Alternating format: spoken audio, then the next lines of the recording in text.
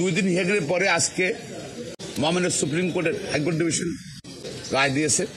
সে রায়ে তাদের আবেদন রিট পিটিশনটা সামারিলি খারিজ করে দিয়েছে এবং আদেশে মহামান্য হাইকোর্ট ডিভিশন বলেছে এই মামলাটা এসেছে ট্রাইব্যুনাল থেকে।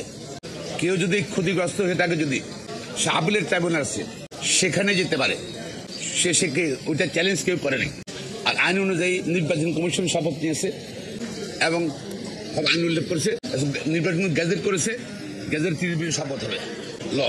এটা চ্যালেঞ্জ করতে হলে ট্রাইব্যুনালে যেতে হবে, যেহেতু পিটিশন কোর্ট ট্রাইব্যুনালে যাননি।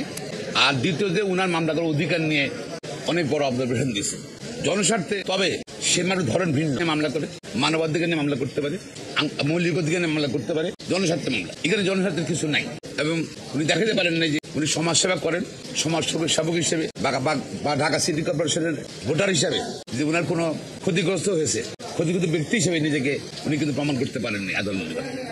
এবং আদালত আরো বড় অবজারভেশন দিয়েই মামলাটা খারিজ করে দিয়েছে।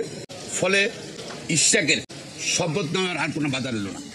আগামী 26 তারিখের মধ্যে শপথ দিতে হবে। শপথ যদি না দেওয়া হয়, যেহেতু ট্রাইব্যুনালের একটি আদালত হাই কোর্ট অব দ্য কান্ট্রিতে চেষ্টা করছিল একটা মহল শপথকে বন্ধ করার জন্য, সেটা ব্যর্থ হয়েছে।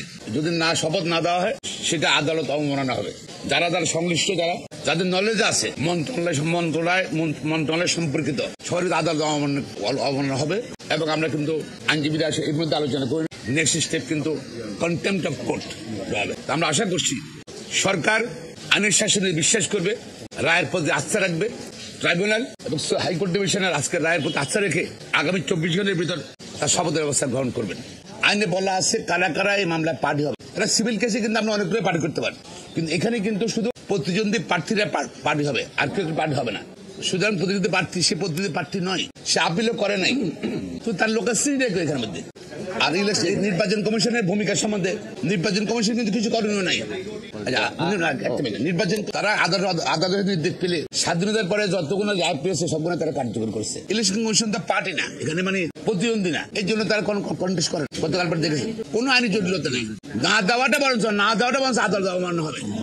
ওটা বলেছি সরকার মন্ত্রণালয় থেকে পিআর বলছে যে একটা মামলা হাইকোর্টে একটা মামলা বিচারাধীন আছে, এটার জন্য আমরা অপেক্ষা করছি। শেষ হয়ে গেছে, সুতরাং তার আর কোনো জটিলতা নেই, কোনো কিছু নেই, মানকে বাধা নেই। আশা করি ইনশাল্লাহ PIL এর নামে এটা private or party interest litigation. It's not PIL, not public interest litigation. It is either private or party interest litigation, party interest, political interest litigation. তো এটার মিনিংটা নিশ্চয়ই আপনারা বুঝতে পারছেন। আমরা যদি গত কয়েকদিনের ধারাবাহিকতা দেখি, এই স্থানীয় সরকার মন্ত্রণালয়ের উপদেষ্টা লয়ার নোটিশ ইস্যু করা হয়েছে, কোর্টে মামলা পেন্ডিং, যে কারণে শপথ নিতে দিচ্ছেন না।